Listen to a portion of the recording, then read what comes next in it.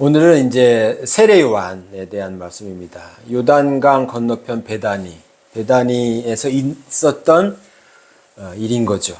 베다니는 그 고난 받는 사람들의 집, 이런 뜻이 있어요. 벳아니 이렇게 되는, 벳엘 하면 하나님의 집 하는 것처럼 그곳에서 이제 그 세례 요한이 세례를 베풀고 있는 거죠. 그 상황에 이제 바리새인들이 제사장들과 레위인을 요한에게 보냅니다. 그래서 내가 누구냐? 당신이 누굽니까? 이렇게 묻는 거죠. 근데 대뜸 세례 요한은 나는 그리스도가 아니라. 그러니까 이 얘기는 뭐냐면 이미 지금 예루살렘에 세례 요한에 대한 소문이 파다한 거죠. 이 명성이 자자했고 그만큼 이름이 나 있고 아니 그 그리스도 아니야? 세례 요한 보고 그런 말들이 여기저기서 나오고 있는 상태입니다.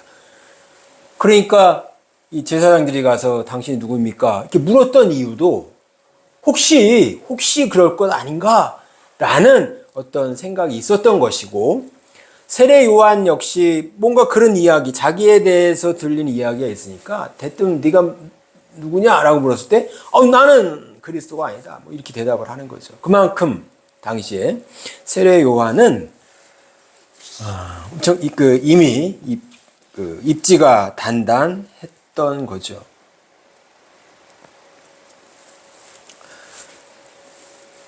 당신이 누구입니까?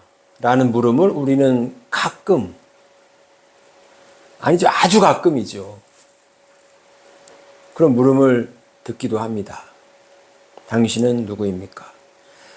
실제로는 이것이 정말로 존재의 이유와 삶의 방향, 정말로 당신의 그 진짜 속알, 그 진짜 당신은 누구입니까? 여기에는 당신은 이 땅에 무엇 하러 왔습니까? 이 말씀도 포함을 하는 거죠. 정말 인간의 속알을 묻는 그런 질문입니다. 우리식으로 하면 하나님 앞에서 당신은 누구입니까? 이걸 묻는 거예요.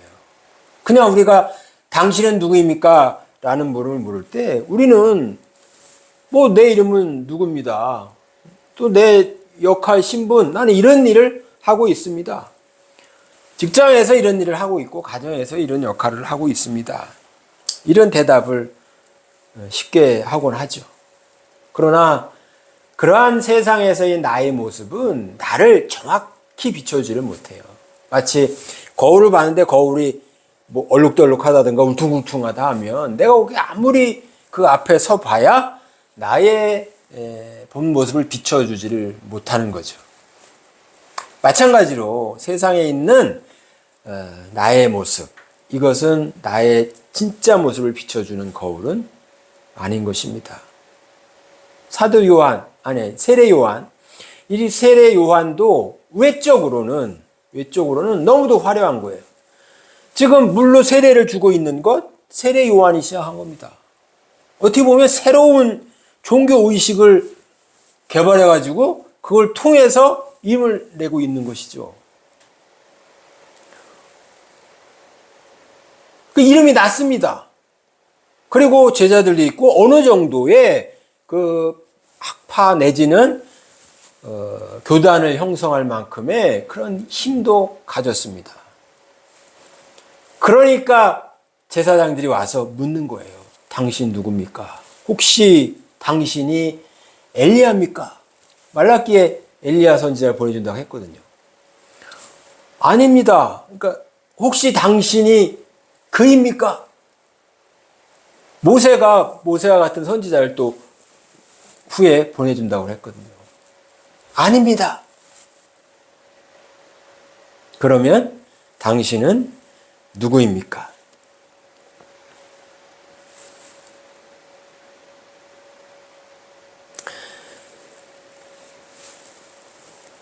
그래서 그 제사장들이 세례 요한에게 이렇게 묻습니다. 그러면 그것도 아니고 그것도 아니면 너는 내게 대하여 무엇이라 하느냐? 그러면 뭐냐?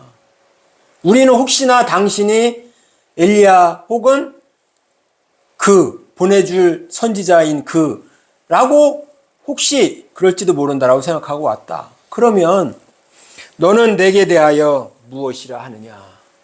당신은 누구입니까? 이렇게 묻는 거죠. 그때 세례 요한은 이렇게 대답합니다. 선지자 이사야의 말과 같이 주의 길을 곧게 하라고 광야에서 외치는 자의 소리로다. 광야에서 외치는 자의 소리로다. 소리입니다. 소리. 이것은 앞에 1장 앞에 나오는 말씀과 대비가 되는 거예요. 소리는 말씀이 없죠. 그 안에 내용물이 없다는 얘기입니다. 그러나 그 소리는 말씀을 실어 나를 수 있어요.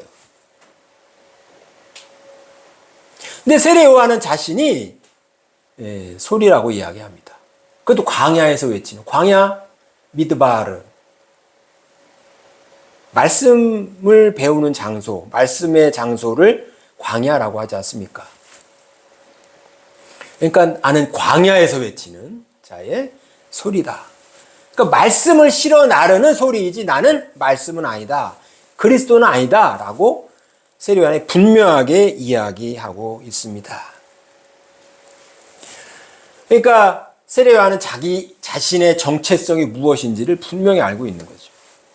나는 여러분들이 생각하는 그러한 여러분들이 볼 때 외적으로는 인간적으로는 세상적으로 볼 때는 그럴듯한 모습이 있을지 몰라도 그러나 하나님 앞에서는 나는 말씀이 아니라 그리스도가 아니라 소리입니다. 그 말씀을 전하는 말씀이 오기를 말씀의 길을 예비하는 그 말씀이 전해지는 통로입니다. 이렇게 이야기하고 있는 거죠. 세례 요한처럼 우리에게 무슨 능력이 있다면, 우리에게 재능이 있다면, 우리에게 무슨 은사가 있다면 그것은 소리입니다. 예수 그리스도라는 말씀을 전하는 소리로 사용되는 거죠. 이 세상에서 내가 갖고 있는 여러 가지 신분들, 외양, 나타나는 것들, 혹은 이룬 것들, 이런 것들이 있다면 그것은 소리입니다. 즉 예수 그리스도를 전하는 소리. 하나님 앞에서 하나님의 살아계심을 전하는 소리라는 거죠.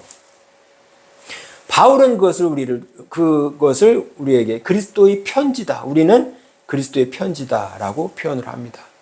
그러니까 저와 여러분은 이 땅에 와서 그러니까 하나님의 살아서 역사하심을 몸으로, 재능으로, 삶으로 이 땅에 나타내는 존재인 것입니다. 그것이 하나님 앞에서 내가 누구인가에 대한 정확한 자기 인식인 거죠. 그러니까 세례 요한은 그것을 정확히 알고 있었습니다.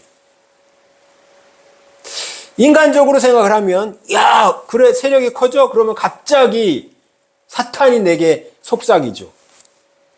예수님에게도 사탄이 와서 속삭였던 것처럼 세례 요한에게도 속삭일 겁니다. 야 이만하면 너도 네 힘을 보여줄 수 있어. 응? 너에게 하나님의 역사하시잖아. 이 세력을 봐. 너를 따르는 이 사람들을 봐. 그러면 마음에 내가 소리가 아니라 나 말씀 아니야? 이런 생각이 들 수도 있죠. 그러나 세례 요한은 결코 그런 생각을 어리석은 생각을 품지 않았습니다. 이게 세례 요한의 위대함이고 세례 요한의 그 위대함은 우리가 지금 여기서 오늘날 보고 배워야 하는 모습입니다. 진정한 나의 정체성. 나는 소리입니다. 나는 그리스도의 편지입니다. 나는 하나님의 편지입니다.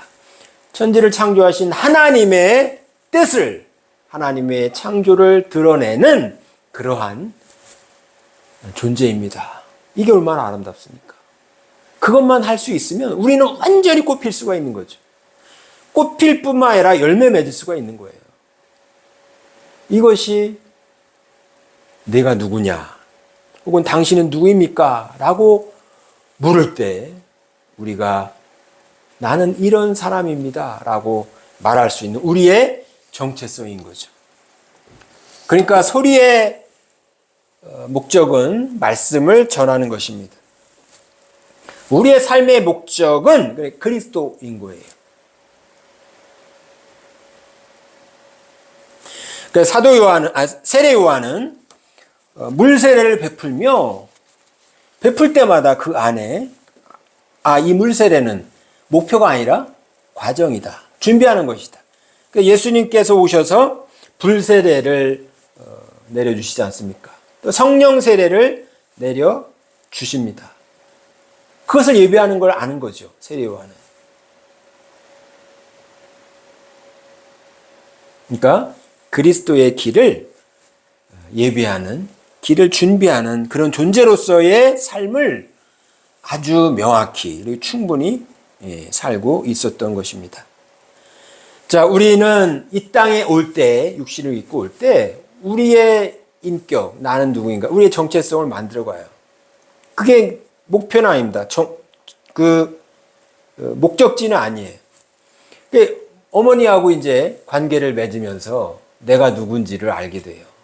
또 내가 어머니께 얼마나 사랑을 받는지, 또 얼마나 그래서 세상을 신뢰할 수 있는지, 또 어머니가 내 뜻대로 이렇게 안 해주면 세상이 좀 차가운 곳 아니야? 뭐 이렇게 생각을 하면서 나의 모습을 만들어가기 시작을 합니다. 이것이 어쩌면 육적인 이 땅에서 몸으로 이 땅에서 형성하는 그런 정체성인 거예요. 그러나 그게 다가 아니지 않습니까? 예수님도 말씀하시지 않습니까? 사람은 거듭나야 된다. 몸으로 우리가 어머니와 가장 가까운 보호자와 관계를 맺으면서 나의 정체성을 만들었다면 거듭난다라는 것은 그게 다가 아니고 몸과 또 심리적인 자아의 정체성이 다가 아니고 거듭난다라고 하는 것은 예수 그리스도 안에서 새로운, 그러니까 영적인 내가 생명을 얻어야 된다라는 거죠. 이게 영적인 정체성입니다. 그러면 그 영적인 정체성은 그리스도와 함께 관계를 맺으면서 그리스도 안에서 교제를 하면서 그분의 말씀을 들으면서 말씀을 행해 보면서 또 성령의 인도하심을 받으면서 우리가 그리스도 안에서 새로운 정체성을 만들어가는 거예요. 이게 두 번째 탄생입니다. 이게 거듭남입니다. 그러면 새로운 그리스도와 내가 그리스도와 함께 주고받으면서 그리스도를 닮아가는 거예요. 그리스도를 닮아가는 것이 하나님께서 이 땅에 우리를 보내주셔서 우리를 통해서 이루시고자 하는 하나님의 뜻입니다. 하나님의 아들됨의 회복이자 하나님의 아들 되어가는 모습인 거죠. 이게 정말 나가 되는 겁니다. 하나님 앞에서 나. 하나님과의 관계를 통해서 빚어지는 새로운 나. 그러니까 하나님의 아들로서의 정체성. 이걸 오늘 세례 요한이 명확하게 보여주고 있는 것입니다. 아마도 제사장들이나 바리새인들 이런 사람들은 자기의 정체성을 정확히 알지 못하는 거죠. 껍데기가 자기인 줄 알고 종교적인 어떤 신분이 자기들인 줄 알고 실제 속 알맹이인 예수 그리스도께서 오셨을 때 그들은 거부를 합니다.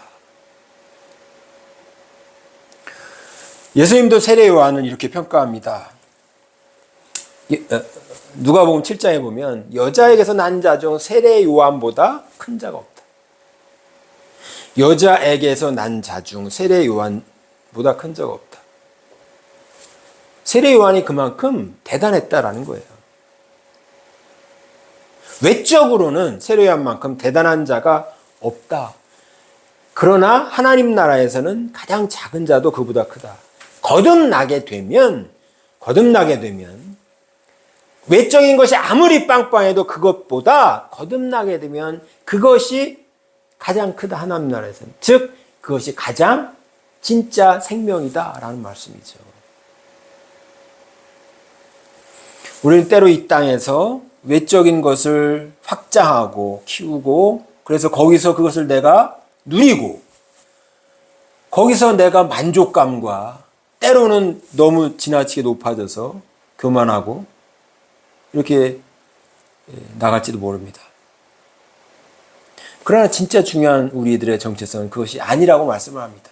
그렇다고 해서 외적인 걸 하지 마라. 그건 아니죠. 그것들을 통해서 하나님의 모습을 더 잘 전할 수도 있습니다. 그것은. 그러니까 그것이 나쁜 것이고 그것은 불필요한 것이다. 그런 말씀하는 게 아니라 세례요한도 그러한 물세례를 통해서 많은 백성들에게 영적인 영향을 끼쳤듯이 우리도 이 땅 위에서 그런 것을 허락하시면 그렇게 하는 것 좋습니다. 그러나 그것이 중요한 게 아니라 본질은 하나님 앞에서 내가 누구인지 하나님께서 나를 왜 보내셨는지 그것을 명확히 아는 게 더 중요하다라고 하는 거죠. 세례 요한은 교만해지지 않고 거기서 더 나아가지지 않고 하나님의 뜻을 삶 속에서 그대로 실현해내고 있는 겁니다. 자, 저와 여러분은 결국 나의 정체성, 누군가가 물을 때, 아니 누가 묻지 않아도 됩니다. 내가 내 스스로 나는 누구인가? 라고 물을 때, 아니면 주님께서 너는 누구냐? 라고 물으실 때 나는 하나님의 말씀을 전하는 소리입니다. 라고 대답할 수 있는, 그리고 그러한 삶을 살아갈 수 있는 그런 저와 여러분이 되셨으면 참 좋겠습니다. 그렇게 함으로 이 땅 위에서 우리의 삶의 목적을 이루고 의미를 온전하게 회복하는 그런 우리의 인생이 될 것입니다. 그래서 우리의 삶의 의미는 하나님과의 관계 속에서만 회복할 수가 있습니다. 그리고 이렇게 우리를 불러주시고 하나님과의 교제를 통해서 그리스도와의 교제를 통해서 말씀을 통해서 성령님과의 교제를 통해서 우리를 이렇게 만들어 가시고 이끌어 주시고 또 하나님의 아들로서 성장케 해주시는 그런 주님을 찬양하고 그런 주님을 늘 우리 마음속에 모셔드리기를 주님의 이름으로 축복을 합니다. 기도하겠습니다.